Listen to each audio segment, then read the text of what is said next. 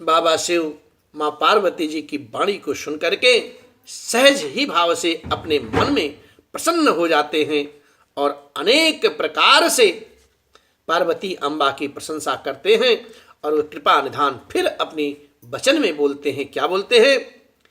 बाबा कहते हैं, हे देवी सुनो ध्यान से, सुन शुभ कथा भवानी रामचरित मानस विमल। बाबा शिव माँ पार्वती जी से कहते, हे देवी ये जो रामचरित मानस कथा है ना, वो कैसी है? शुभदायिनी है, विमल है। और ये कथा वही कथा है जिसने भुसुंडी जी ने प्रेम पूर्वक बखान बखान करके पक्षीराज गरुण जी को सुनाया था। कहा भुसुंड बखानी सुना बिहग नायक गरुण। बाबा भुसुंडी जी ने बखान करके श्री रामचरितमानस का वर्णन किया और जो पक्षीराज गरुण हैं उन्होंने इसको प्रेम पूर्वक भक्ति भाव से सुना। कहते, हे देवी वही संवाद मैं आपको अभी सुनाने का प्रयास करता हूं। सो संवाद उदार जही विधि भायागे कहब। वही उत्तम संवाद जो पहले हो चुका है देवी, उसे मैं आगे वर्णन करता हूं। और परंतु पहले कुछ ये है, वो कथा बाबा ने परंतु लगाया क्यों? उससे पहले कि कथा ये आती है उसको सुनिए। कैसे? सुनहु राम अवतार चरित परम सुंदर अनघ। श्री रामचंद्र जी का जो अवतार है उसको पहले सुनिए। वो उत्तम चरित्र है, परम सुंदर है और अत्यंत ही पवित्र है। बाबा फिर आगे कहते हैं, हरि गुण नाम अपार कथा रूप अगणित अमित। मैं निज मति अनुसार कहूं उमा सादर सुनहूं। बाबा कहते हैं, देवी भगवान के नाम और गुण तो अपार हैं, इसका कोई पार नहीं पा सकता है, इसका कोई वर्णन नहीं कर सकता है। कथा तथा रूप भी भगवान के अगणित हैं, अमित हैं।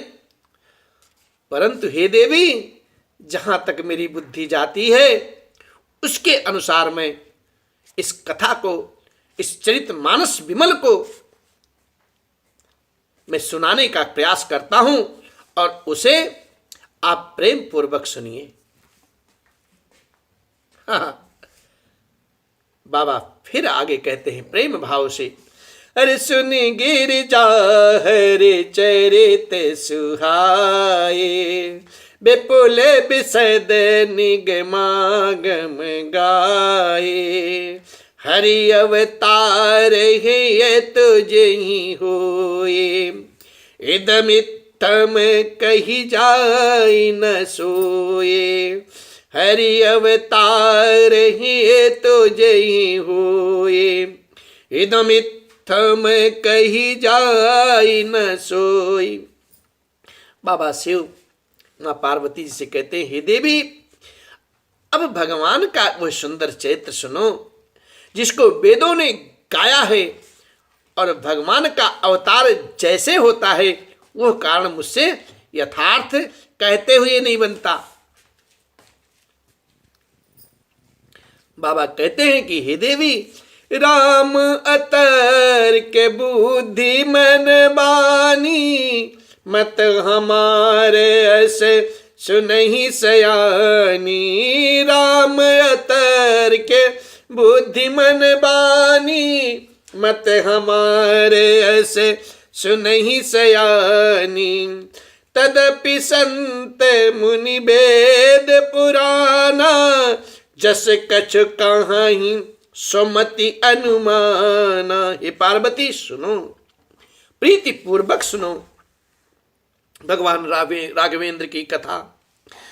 तुम्हारा ये जो विचार है कि श्री राम जी मन, बुद्धि और वाणी तथा तर्कनाओं से परे हैं, तथापि मैं अपनी बुद्धि के अनुसार, अपनी बुद्धि के अनुमान से संत मुनि वेद और पुराणों में जैसा कुछ कहा है वैसा मैं आपको सुनाने का प्रयास करता हूं। ओ तस्मय सुमुखे सुनावूं तो ही, समुझ परई जस कारण मोहि। जब जब होई धर्म की हानि, बाढ़हि असुर अधम अभिमान। हे सुंदर मुख वाली पार्वती सुमुखी, वैसा अब मैं तुमको सुनाता हूं जो कुछ कारण मेरी समझ में आता है कि प्रभु जब जब धर्म की हानि होती है धरातल पर और नीच अभिमानी राक्षस बढ़ जाते हैं, तब तब मेरे प्रभु और बाबा कहते हैं कि उनकी वह अनीति कार्य जो होती है वो बढ़ जाती है, अनीति क्या करते हैं जिसका वर्णन नहीं हो सकता है, और वे ब्राह्मण, गौ, देवता और पृथ्वी को दुख देते रहते हैं। तब तब कृपा के सागर भगवान राघवेंद्र मनुष्य शरीर धारण करके सज्जनों का कष्ट दूर किया करते हैं। हर तब तब प्रभु धरे विविध शरीरा, हर ही कृपा निधि सज्जन पेरा। हर ही कृपा निधि सज्जन पेरा। असुर थाप असुर मारि थापहि सुरन, राखै निज सित सेत। जग विस्तारहि बिसद जस, राम जन्म करहेत। जग विस्तारहि बिसद जस, राम जन्म करहेत। सियावर राम जय जय राम, मेरे प्रभु राम जय जय राम।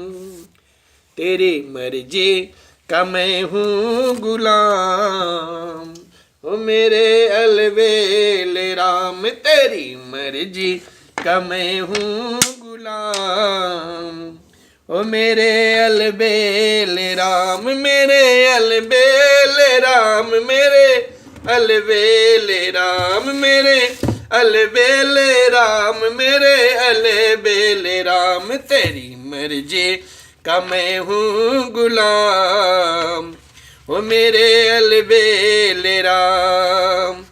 तेरे मर्जी का मैं हूँ गुलाम, ओ मेरे अलबेल राम। जो भी करा ले सब तेरी मर्जी, जो भी करा ले सब तेरी मर्जी।